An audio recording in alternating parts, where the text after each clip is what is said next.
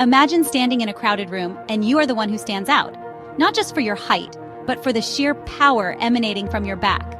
A strong, well-defined back isn't just about turning heads, it's about enhancing your overall strength and dramatically improving your functional fitness. Crafting such a back requires more than random pulls and lifts. It demands precision, dedication, and knowledge of the most effective exercises that target every muscle in your upper and lower back.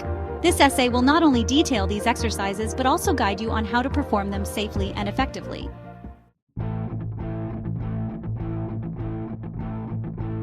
Deadlifts are the cornerstone of any serious back-building regimen. This powerhouse move engages not just your lower back, but virtually every muscle required for posture and core strength.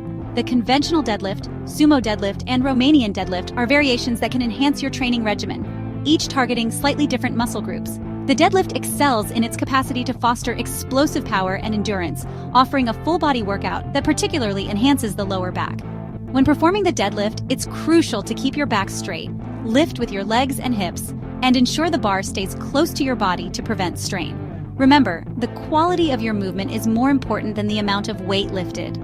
Proper form is key to reaping all the benefits while minimizing the risk of injury.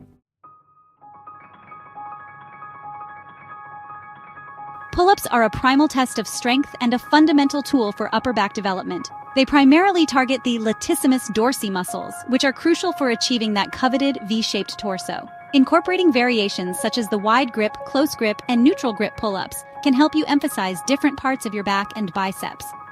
To perform a pull-up effectively, start with a firm grip on the bar, palms facing out. As you pull yourself up, focus on driving your elbows down to your hips, which maximizes engagement of the back muscles. Aim to get your chin over the bar, then lower yourself slowly to maintain tension in the muscles. Consistency and proper form in pull-ups are essential for building strength and endurance.